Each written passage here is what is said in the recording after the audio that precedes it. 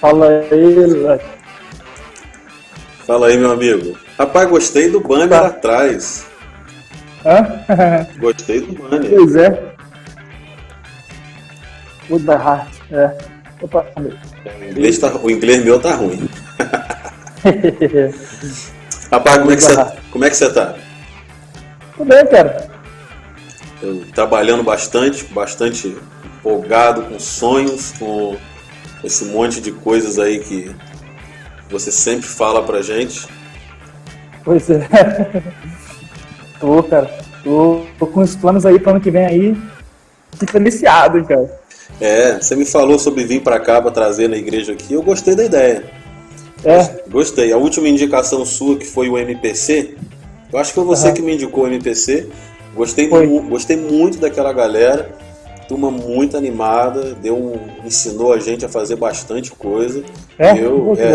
Eu me apaixonei no material deles, na equipe, em tudo, né, que eles fizeram, gostei demais. Uhum. Não, a Escola da Vida é muito maneiro, cara. Eu trabalhei com 1 ano mais ou menos em Caxias do Sul com a equipe nuclear. Aí, fazendo a atividade nas escolas, a gente fez, assim, vários caras em 1 ano só. Então a gente estava se puxando bastante para fazer várias Escolas da Vida nas escolas lá do Rio Grande do Sul. Rapaz, muito bom, muito bom. Eu me apaixonei mesmo. Muito boa indicação e indico para todo mundo o que aquela galera faz, como eles trabalham e amei mesmo o trabalho. Show. Vamos lá, vamos para o nosso bate-papo de hoje. A ideia do canal é essa mesmo, é bater um papo sobre temas que possam ajudar as pessoas a sair, né, da zona de conforto, a sair daquilo que incomoda elas e realizarem os sonhos, romper a barreira, romper suas limitações, romper aquilo que prende elas e fazer elas alcançar algo. Então, no primeiro momento eu lembrei de você, falei, cara, um cara sonhador igual o Natan é muito difícil. E quando digo sonhador, não só por causa de ter um sonho utópico, mas um sonho que você lutou, chegou lá, e a gente vê nas suas postagens, vê nas suas redes sociais como você ama aquilo que você conquistou e que você faz. E 2 anos seguidos você acompanhando a Juberge em janeiro no trabalho missionário. Isso então, o cara largar as férias com a família para ir para um campo missionário, o cara é bom mesmo. Então eu falei assim, é ele. É férias mesmo. Ele é o cara. Aquilo lá é férias, mano. Então, Natan, nosso tema hoje é esse, né? Eu tenho um sonho. Eu queria que você falasse um pouquinho sobre esse seu sonho que você sempre teve, como ele começou, quando que isso despertou na sua vida e quais foram os primeiros passos que você deu para você continuar sonhando, para você continuar dando o sonho não morrer lá no início, né? Pode falar pra gente. Cara, em 2010, 2011, eu estava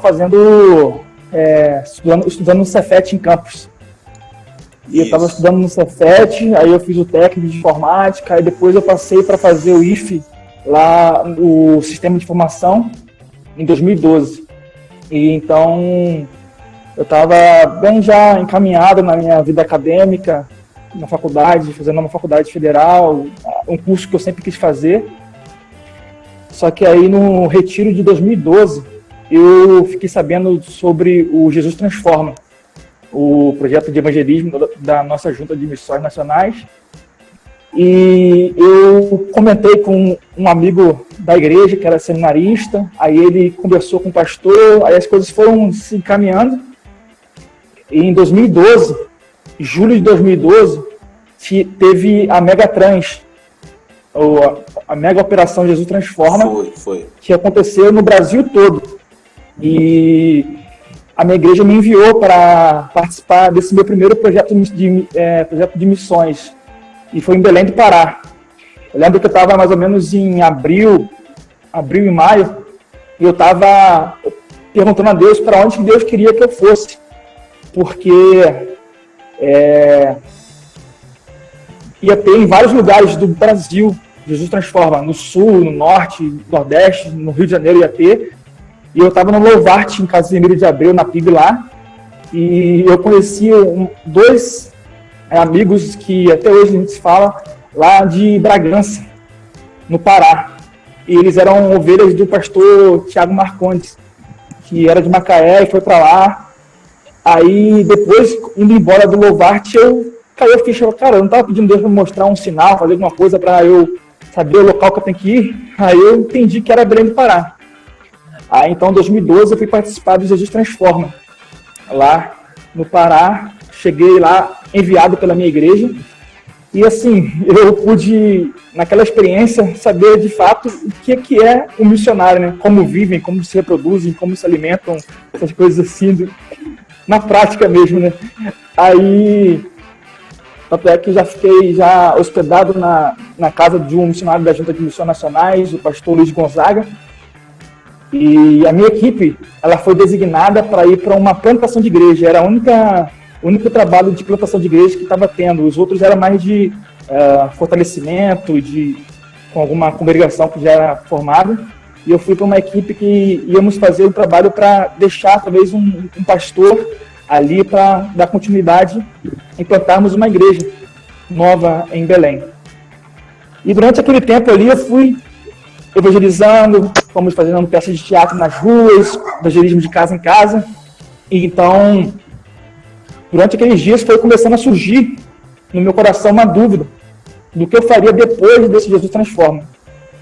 E começou aquela incômoda, aquela angústia de não saber o que fazer quando acabasse aquele tempo ali. Quando chegou na última noite, onde no dia seguinte, à madrugada, os pessoal já iam embora, eu ia voltar para o Rio uns 2 dias depois, a gente estava reunido em terraço onde nós estávamos, e a gente começou a orar assim, e eu senti uma angústia muito grande, assim, apertada no meu coração, e a vontade de querer chorar, assim. Aí eu segurei a onda para não chorar na frente de todo mundo, né, porque afinal, homem não chora, brincadeira.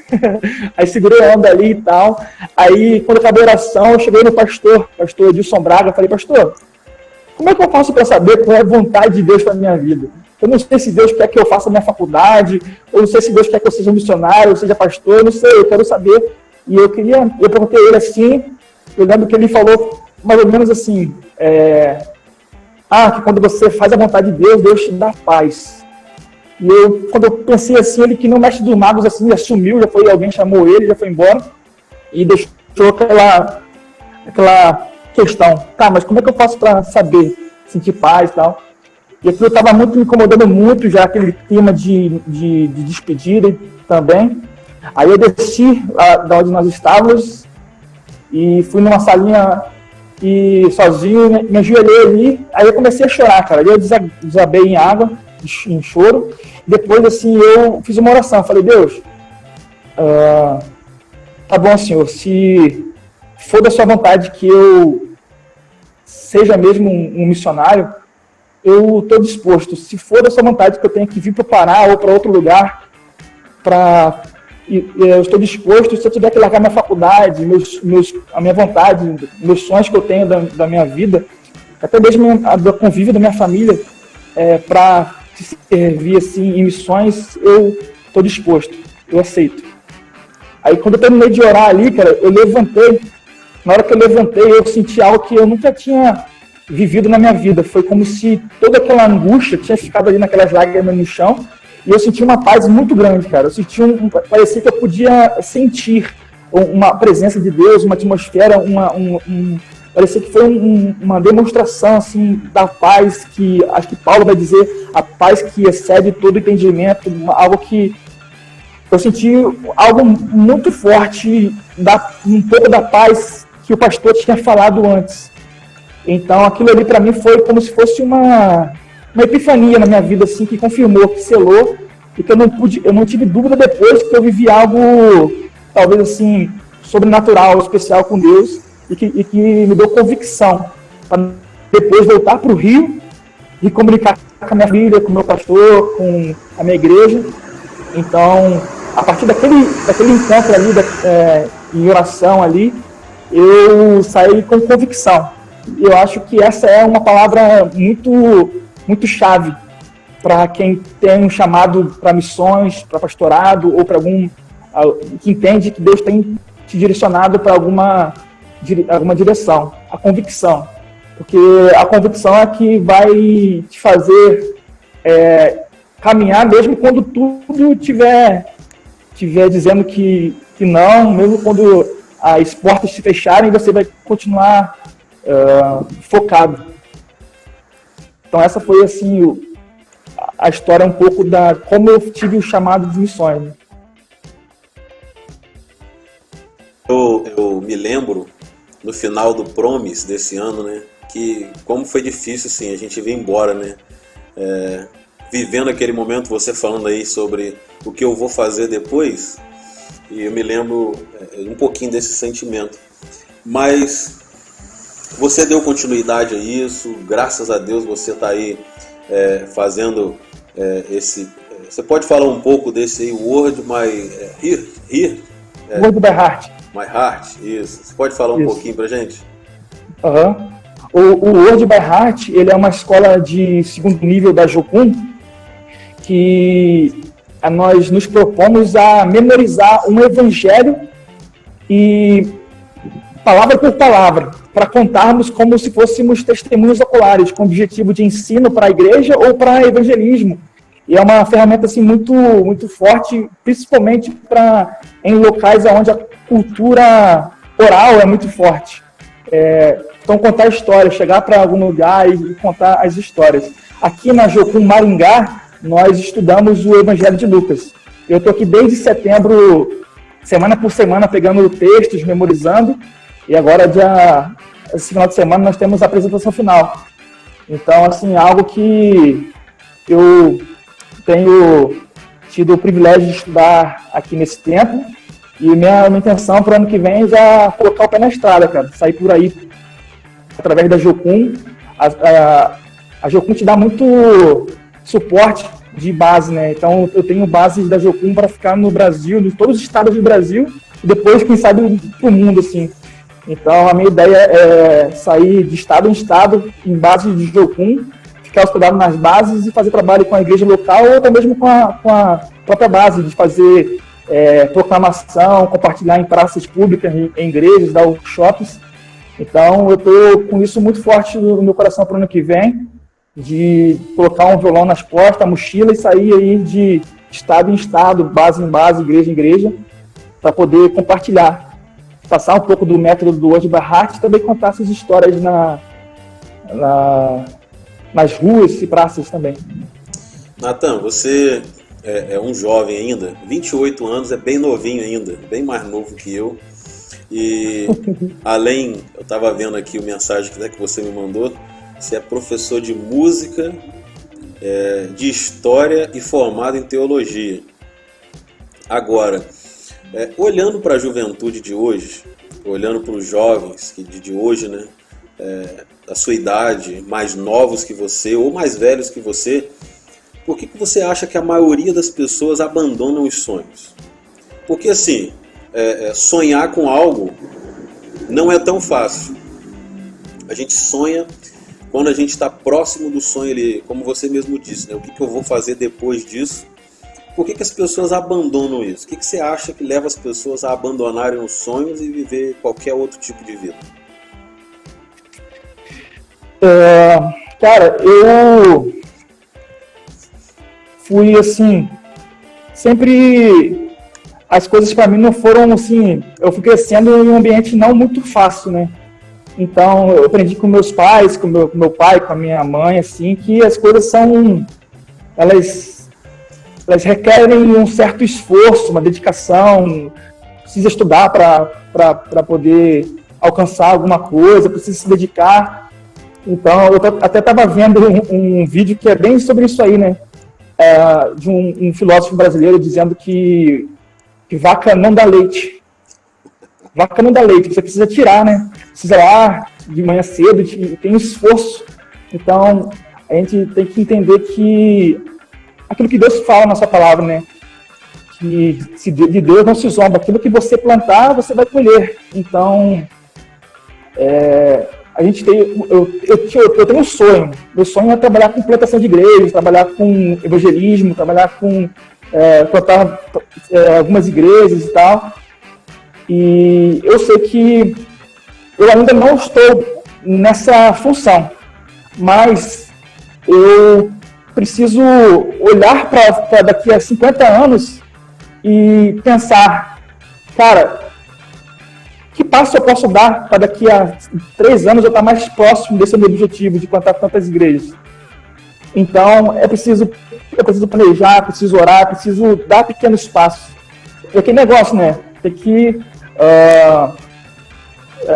convicção. Se você tem convicção da missão que você tem convicção daquilo que o seu coração vibra em fazer, cara, você vai fazer de forma natural e vai ser difícil, mas essas dificuldades vão ser amenizadas porque você tem a fé, tem a convicção que você está no caminho certo. E voltando assim para aquela questão do meu, talvez, testemunho, depois quando eu voltei de Belém do Pará para o Rio, eu tive que enfrentar alguns dilemas. Acho que o primeiro dilema que todo missionário vive quando recebe o chamado é o primeiro: minha família.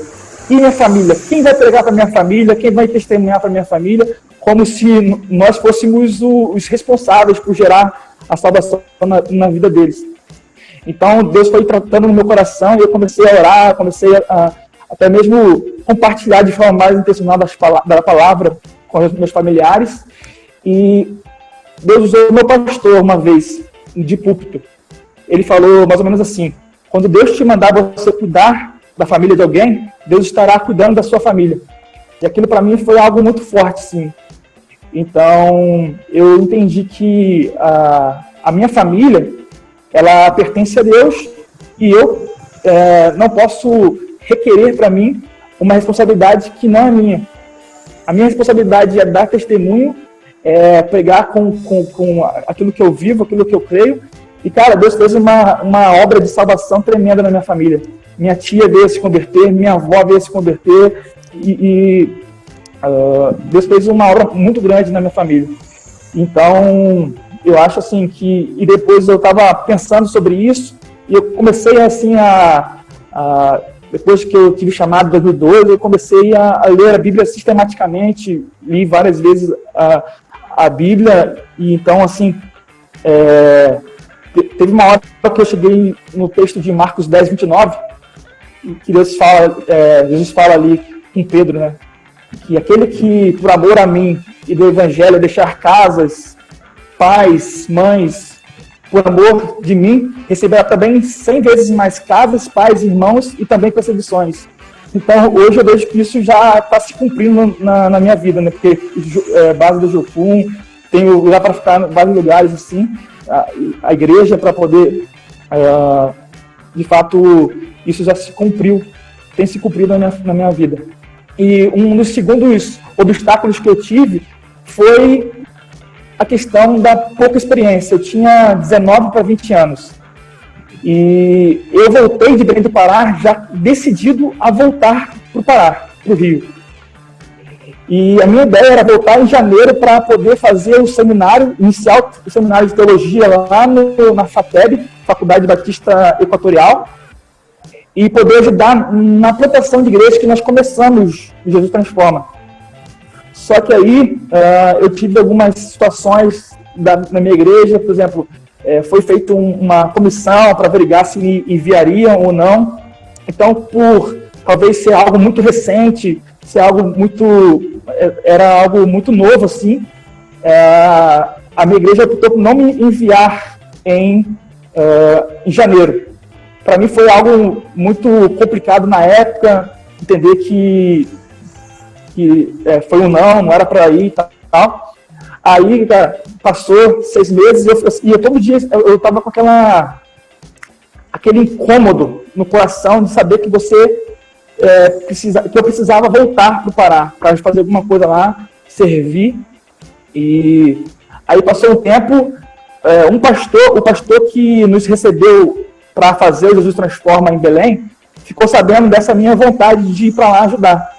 Aí, cara, nós começamos a conversar, desenhar algumas coisas, e foi assim, foi me oferecido o básico para ir para lá, assim, na questão de estudar na faculdade lá, morar, tem alojamento do seminário, e ajudar nessa plantação de igreja. Só que aí, eu falei com o meu pastor da minha igreja local lá em Conceição de Macabu, no Rio, e só que quando eles se ligaram para conversar, não foi muito boa a conversa que eles tiveram, não sei o que aconteceu, mas parece que não se entenderam. Então, o meu pastor local, ele não quis me enviar. Eu tinha um convite do pastor de lá, só que eu não queria nem desapontar meu pastor local, e também não queria perder essa oportunidade de ir para Belém, e por causa que eu estava sentindo um sentimento de urgência muito forte. É algo que e minha mãe, meu pai, as pessoas que conviviam comigo viam essa questão da minha, talvez, obstinação, assim, de falar, não, eu vou parar. Aí eu tive que convencer os meus pais para abandonar minha faculdade de sistema de informação. Foi algo assim que eu tive que conversar um pouco, tive que pensar em que falar. E sim, eu lembro que eu chamei os meus pais para almoçar. Aí falei para eles, olha, eu vou deixar minha faculdade de sistema de informação, mas eu prometo que eu vou dar um diploma de terceiro grau para vocês. Mas é por causa que eu falei assim, cara, informática é algo muito versátil, muito rápido. Então, se eu passo 4 anos de informática e eu não entro no mercado de trabalho, daqui a 5, 10 anos já vai ter perdido praticamente muito do meu curso. Então, eu não vou dedicar 4 anos para fazer algo, depois eu não vou entrar no mercado de trabalho e vai ficar passado. Aí eles se autorizaram, então eu deixei a minha faculdade de informática para lá. Mas hoje eu entendo por que eu fiz técnica de informática antes de fazer teologia, de ser missionário. É porque eu aprendi a converter arquivo para depois converter pessoas, entendeu? Aí, cara, eu tive esse desafio da família, de deixar a faculdade, e também de esse não apoio da minha igreja local. Então eu tive que fazer uma decisão entre ir ou ficar. E como eu tinha algo muito forte, uma convicção muito grande que era para eu ir, eu falei então que eu estava indo para Belém do Pará. Foi um tempo muito difícil, porque eu esperava que talvez assim, teria um apoio da minha igreja, que eu, desde os meus 12 anos, que eu fui sempre ativo nos pequenos grupos, no louvor e tal. Então eu fui para Belém do Pará meio que com uma relação meio desgastada com a minha liderança. Mas hoje eu entendo que o meu pastor local ele quis mais que me proteger. Ele tem um filho que é um ano mais novo que eu e tal, então depois conversando, hoje a gente convive normalmente, assim, isso dá bem pra caramba. Mas não foi nada que gerasse atrito entre nós na época. Tanto é que ele foi na minha casa na despedida, a gente chorou junto e tal, mas era algo que ele não queria ter responsabilidade se acontecesse algo de ruim comigo lá em Belém do Pará, com 19, 20 anos. Mas eu entendi que a parada ali era comigo, e então eu falei, então é pro meu ponto que eu vou. Eu entendo que Deus está me chamando, eu sei que vai dar tudo certo. E eu fui para Belém do Pará, cara. Eu fui para Belém do Pará, já que isso já foi no outro ano, 2013. Acho que foi no dia 19 de junho de 2013, cara. Fui para lá e vivi 4 meses assim, muito intensos. Nesse tempo eu participei do Despertar que teve em 2013 em Belém do Pará, fui voluntário lá. Na semana seguinte fui para ficar 10 dias no primeiro Jesus Transforma Crianças Ribeirinhos. Foi na ilha de Marajó, a gente viajou 17 horas de barco, foi uma experiência missionária bem marcante, uma das mais legais que eu já tive o privilégio de ir, no meio da ilha de Marajó. Só que aí, nesses 4 meses que eu fiquei em Belém do Pará, foi muito intenso. o clima era completamente diferente. Eu não tive, talvez, assim, o apoio completo que eu estava esperando, então eu tive que vender Bíblia para conseguir uns trocados para poder sobreviver, mas aí eu vi a mão de Deus assim, muito, muito forte, cara. Então, quando os recursos naturais, eu vi que quando os recursos naturais param de ter, cara, Deus entra assim, com mão forte, trazendo pessoas para nos apoiar, e eu consegui assim, uma vaga de estágio na Cobapa, a Convenção Batista do Pará e tal. Comecei a me envolver bastante com a vida batista lá no Pará. Só que aí, isso foi junho, julho, agosto. Em setembro, cara, eu decidi vir para o Rio para ficar uma semana, 10 dias mais ou menos. Só que eu consegui passar de volta de avião. Só de volta de avião. Do Rio para voltar para Belém. E eu consegui comprar de Belém para o Rio de ônibus, cara. E eu vim de ônibus. Eu viajei 3 dias e meio de ônibus. E o ônibus estragou no meio do caminho. Nós viajamos de Gurupi, no Tocantins, até Anápolis, Goiás, mais ou menos umas 10, 12 horas. No ônibus sem ar-condicionado, fechado, com um clima completamente quente. Foi algo desafiador, cara. Foi assim, uma peleia, como diz lá no Rio Grande do Sul. Aí, cara, quando eu cheguei para ficar uma semana na minha família, foi quando aconteceu uma das coisas assim, mais, talvez, sinistras da minha vida, assim. E foi quando eu tive um problema de saúde, de ordem psicológica. Resumindo a ópera, eu cheguei do Pará depois de 3 dias e meio, e eu comecei a sentir algumas coisas diferentes. Tipo, eu comecei a sentir que algumas pessoas tinham algumas influências mais pesadas, espirituais, e outras não e tal. E isso foi, durante uma semana, me deixou meio agitado. E assim, eu estava em 4 meses em Belém, e para um lado e para o outro, assim, num ritmo de vida muito acelerado, muito acelerado. Aí chega na minha cidade, Conceição de Macabúrio, ritmo de vida completamente diferente. E uma semana eu visitei todo mundo, em 2 dias eu visitei todo mundo, assim, para ver todo mundo. E aquele ritmo de vida meio agitado e tal, voltar para um ritmo de vida mais pacato.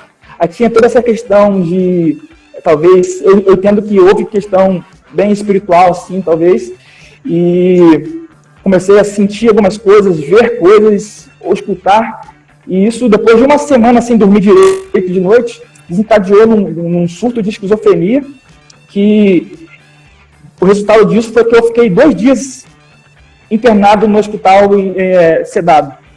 Eu fiquei um dia de noite, no sábado mais ou menos, muito agitado, aí com medo, querendo ficar sozinho, aí todo mundo queria me segurar, aí eu não queria que ninguém me segurasse, aí acabou que quando eu fiquei muito agitado, 2 primos, um segurando meu braço, outro no outro, e 2 nas minhas pernas, e eu queria, me solta, quando eu acalmei, a minha tia chegou, cara, recitando o Salmo 91, ela chegou recitando o Salmo 91, e eu acalmei. Nisso que eu acalmei, eu saí do portão de casa e já tinha uma ambulância do Corpo de Bombeiro para me levar para o hospital. Me levou para o hospital, eu tomei a injeção e apaguei por 2 dias inteiros. E depois o médico lá, eu fui em Carapebus para fazer uma consulta, o cara pensou que eu estava colando as placas mesmo, assim, ficando maluco, quis me levar para uns lugares meio doidos. Aí foi quando a minha tia interveio e me levou no neurologista, e eu comecei, assim, um tratamento pesado com medicação. Foi quando eu passei 1 ano meio que de recuperação. Aí foi quando eu entrei no seminário lá na 4ª Igreja Batista de Macaé, e comecei a fazer o teologia em Macaé mesmo. Então, foi uma luta muito grande que eu tive no início ali, em 2013. Mas aquilo que eu falei, né? Eu tinha, talvez, assim, muitas dúvidas. Eu lembro de uma coisa, assim, muito forte para mim, assim, na época, quando eu fiquei, assim, porque desde então eu nunca mais voltei para o Pará. Nunca fui lá. Tem até coisa minha lá ainda lá, que eu tenho que buscar, não sei nem onde está mais, já tenho 8 anos já disso. Mas eu entendo, assim, que foi um tratamento de choque. Eu fiz 4 meses no Pará, esse depois 1 ano de recuperação de saúde e tal. Pude depois refletir que a obra de Deus, ela não depende de mim, dos meus esforços, ela depende apenas de obediência, e que eu não preciso querer fazer tudo, eu tenho que ter minha função. Então foi assim, foi um intensivo que eu tive com Deus, e eu tive que, apesar disso tudo, pensar e continuar. E foi quando eu entrei para o seminário e continuei já que eu não posso ir, eu vou começar a me preparar, eu vou começar a me envolver com a minha igreja local no Rio. E foi então que fechou esse tipo de Belém do Pará para mim. Depois começou a trajetória do Rio Grande do Sul.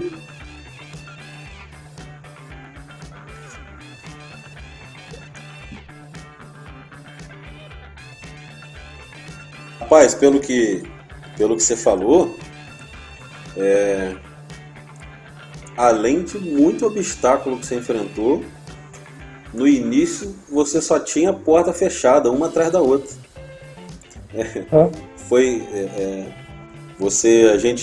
Pelo nosso scriptzinho aqui, você já venceu 2 temas falando dos obstáculos, porta fechada. E eu fico imaginando para um jovem de 19, 20, 21 anos enfrentar tanta barreira assim para chegar no objetivo, como você cresceu, né? Como você amadureceu nesse tempo. E para a gente partir aqui para o nosso 4º tema, da onde você tirou tanta força para você continuar nessa caminhada? Porque a maioria dos jovens hoje, o primeiro tropeço que dá, desiste, pula fora do barco, não quero isso para minha vida. A ponto que tem aumentado muito o número de jovens que migram de faculdade para faculdade, sai de uma vai para outra, sai de outra vai para outra, porque nunca se encaixa. De onde tirar tanta força para continuar assim? Fala pra gente. Cara, eu penso assim que mar calmo não faz bom marinheiro. Então, eu agradeço a Deus por essas estágios que eu passei assim para eles, porque isso gera resistência, gera cricado, aquilo que não tem forte falar de liga de justiça, eu acho que é isso. Mas, então, eu acho que manter sempre assim, talvez, focado foi a questão da convicção. Eu volto de novo para a convicção. Porque quando você tem certeza de alguma coisa, e eu sempre fui meio teimoso, assim, meio teimoso mesmo, assim, de tentar várias vezes e tal. E eu acho que entendi que a convicção é isso que Deus queria para minha vida, missões, pensar em alguma outra coisa, parecia que tudo perdia a graça, não tinha a mesma coisa. Até que teve que eu tive que focar em outra, dedicar meu tempo em outra função. Trabalhei numa empresa em Macaé em 2016, eu senti completamente deslocado daquilo que Deus tinha para minha vida. Então, quando em 2015 eu fui de novo participar do Destransforma, só que lá no Rio Grande do Sul. Eu fui para ficar um mês, eu ia ficar 15 dias em Porto Alegre, 15 dias em Gramado, ia ter até canção na época. Eu já tinha feito 1 ano de teologia em Macaé. E lá eu conheci um projeto de igrejas local do Rio Grande do Sul e pintou um interesse, tanto de que eu queria já estar em atividades, queria estar pegando experiência, queria estar ajudando em algum projeto. E eles também tiveram interesse de ir comigo. Aí, conheci durante 15 dias em Porto Alegre esse projeto, depois de 15 dias em Gramado, a gente conversou mais, então sinalizaram o verde para mim que iam ficar, e eu liguei para minha família, liguei para o meu pastor, eu falei, estou ficando aqui, e fiquei no Rio Grande do Sul, desde 2015. Aí Cara, no Rio Grande do Sul foi assim, também algo muito, muito marcante para mim, porque eu hoje posso dizer que é um dos estados que eu tenho mais assim, identificação. E pela questão também, eu entendi que melhor do que saber aonde eu devo ir, é saber qual é a minha função. Porque quando eu sei a minha função, para onde eu devo ir em missões, fica muito mais fácil decidir, escolher ou receber Deus. Porque às vezes eu vejo que muitos missionários querem saber para onde eu vou, missionários querem saber para onde que Deus quer me mandar, mas não sabe qual é a ação, se é trabalhar com crianças, se é trabalhar com ensino, se é trabalhar com evangelismo. Então, quando você sabe que eu tinha muito forte para trabalhar com evangelismo, discipulado e devoção de igrejas. Isso é algo que estava no meu coração. Quando eu fui para o Rio Grande do Sul, eu vi a realidade lá, eu falei, cara, é aqui mesmo que eu preciso ficar. E eu fui para o Rio Grande do Sul e eu tive que, de fato, vestir a camisa. Foi um tempo muito precioso. Depois de um ano no Rio Grande do Sul, eu tive de novo uma pequena ressurgimento dos sintomas que eu tive lá em 2013 e 2016. Aí, quando eu fui para o Rio de Janeiro de novo para fazer uma consulta com o meu médico, eu fiquei 6 meses nesse, eu trabalhei no mercado lá, de telefonia em Caé, e foi algo muito difícil, porque parecia que eu estava de novo fracassado. Então, eu posso dizer que eu, olhando assim para aos olhos humanos, eu fracassei lá em 2013, eu fracassei em 2016. E eu estava, já para uma segunda forma, eu estava tudo errado de novo. Aí, quando eu estava em 2016, eu recebi o contato do pastor Thiago Matias, lá de Porto Alegre, que eu tinha terminado com a igreja, que ele assumiu lá em Porto Alegre, e ele manifestou o interesse de me ter de volta no Rio Grande do Sul. Eu falei, não, estou indo para aí, pode deixar, quero voltar. Aí eu fiquei 6 meses, o segundo semestre de 2015 em Macaé, e voltei em 2017 para o Rio Grande do Sul. Então, desde então, eu estou lá no Rio Grande do Sul, passei essa, fiquei um ano assim, como está lá na igreja com o pastor Thiago, aprendi muito e assim, algo muito bom. Aí foi quando eu tive, depois de 2018, quando eu tive o terceiro, talvez assim, perrengue que eu passei em missões. Foi quando eu fui convidado para trabalhar numa igreja em Caxias do Sul, e lá, aí eu tinha recém terminado de concluir o teologia. Fui para Caxias do Sul, e depois de 5 meses trabalhando lá, dedicando, eu estava tendo alguns trabalhos com jovens lá, eu tive a notícia que eu não ia poder mais continuar na igreja, por alguns motivos de administração e tal, e ele não ia continuar. Cara, eu lembro que eu saí da reunião com o pastor, assim, completamente sem chão, porque eu tinha saído de Porto Alegre para ir para lá, e o pastor Thiago tinha ido para outra igreja, então ele não ia necessariamente precisar de mim na igreja. Aí eu falei, Deus, o que eu vou fazer agora? Eu lembro que Deus me deu, assim, uma palavra que quem tinha me levado para Caxias do Sul não tinha sido a igreja em si, mas tinha sido Deus, e que era para eu nem pensar em sair de Caxias naquele momento. Aí Deus abriu uma porta que eu consegui alugar uma casa lá em Caxias, e logo assim, eu recebi a notícia, eu consegui uma casa para alugar, eu aluguei uma casa, assim, uma casinha para ficar, fui no Rio e voltei. Quando eu voltei de novo para o Rio Grande do Sul, apareceu um trabalho para dar aula numa escola de música.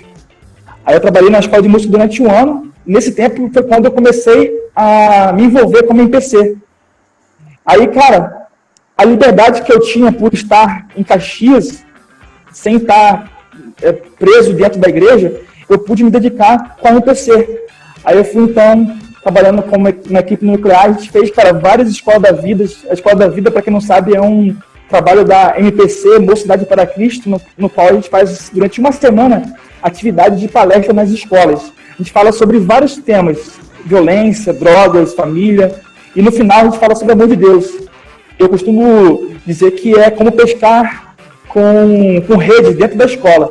Porque assim, você fica uma semana, ganha a confiança dos alunos, ganha amizade, e no último dia a gente fala sobre o amor de Deus, muitos adolescentes chorando, aceitando a Jesus, voltando para os caminhos de Deus, a gente depois dá a continuidade no trabalho.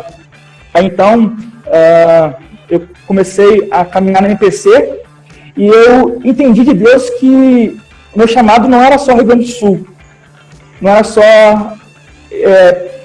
ali, e que eu estava sentindo que eu precisava explorar, talvez, novos horizontes. Eu sempre tive vontade de fazer missões transculturais fora do Brasil, e eu estava vendo que a minha ministério, a minha vida estava já se fechando no Rio Grande do Sul. Foi então quando eu comecei a andar com o pessoal da Jocum, lá de Caxias, e eu entendi que era para eu fazer TED, fazer a escola que a gente faz para poder entrar na Jocum. Então, eu abandonei meu trabalho de professor de música, de violão lá em Caxias, e fui para a ETED, que foi ano passado, 2019. Eu fiz a ETED, e foi quando eu fiz a minha primeira viagem para fora do Brasil, no Uruguai.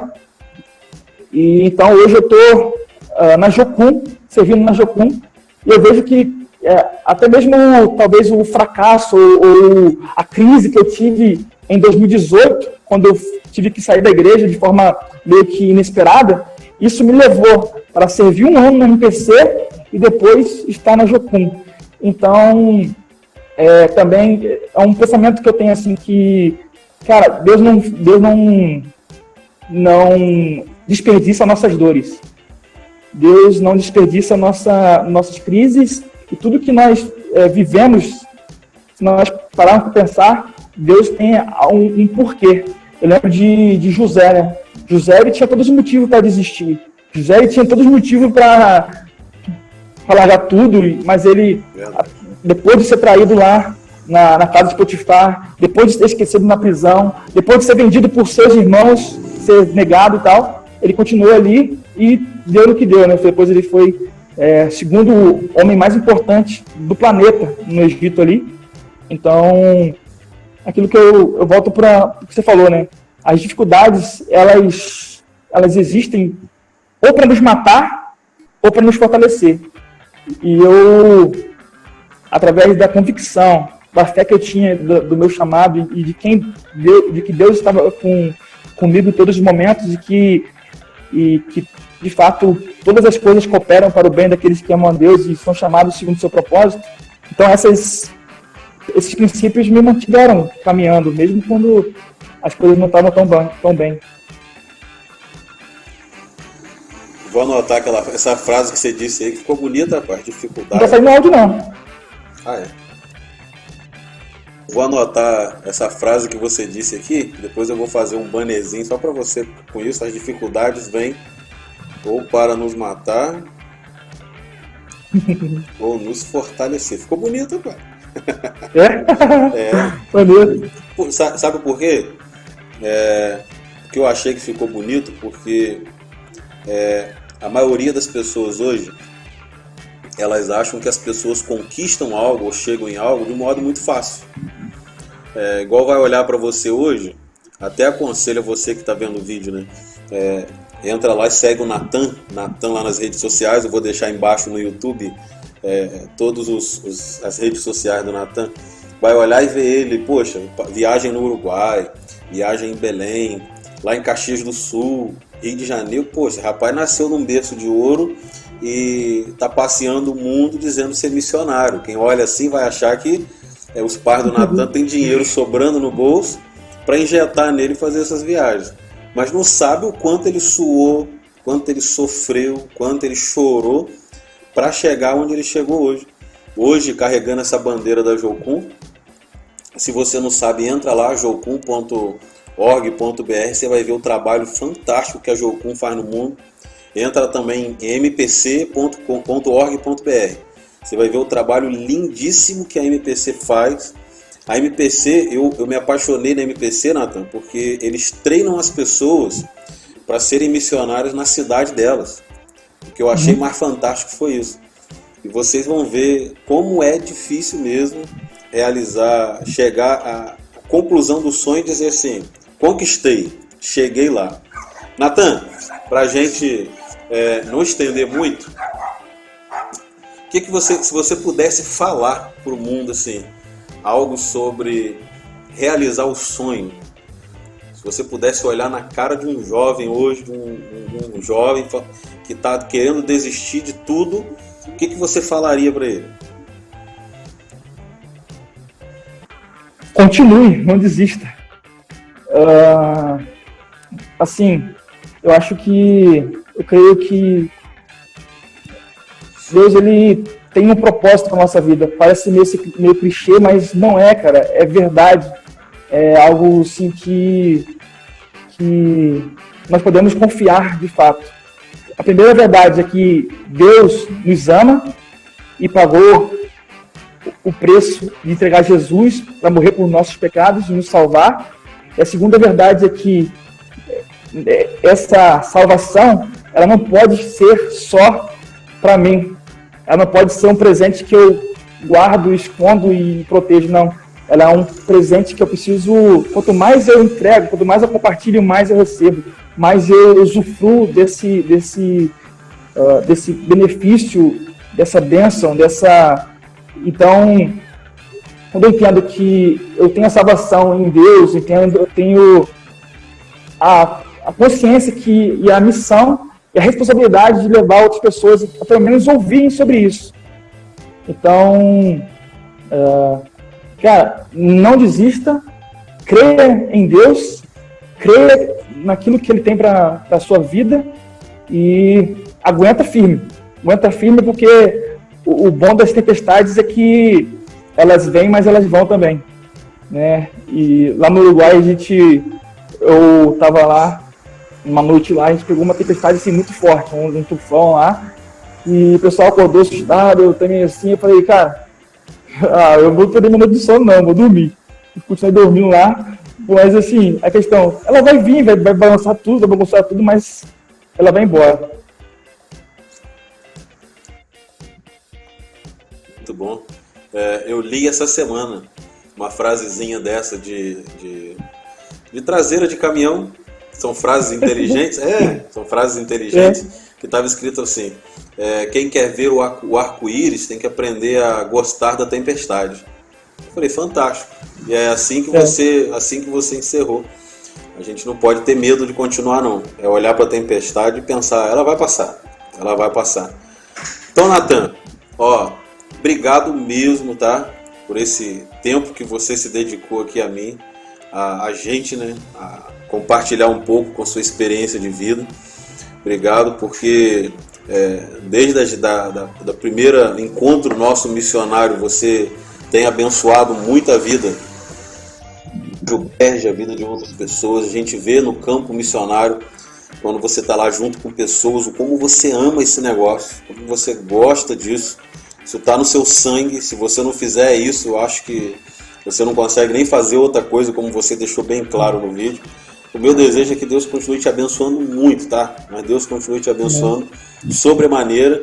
E foi muito bom ouvir você. Grande parte dessas histórias que você contou aqui eu não sabia. E muito bom você poder compartilhar com a gente. Um prazer, cara, uma alegria. Eu sinto privilegiado poder estar aí com vocês, cara.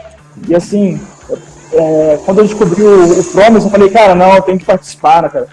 Não dá pra... E assim, de fato, cara, eu me divirto mais lá com vocês em janeiro no Promise do que ficar em casa, às vezes, jogando videogame ou assistindo filme, tá ligado?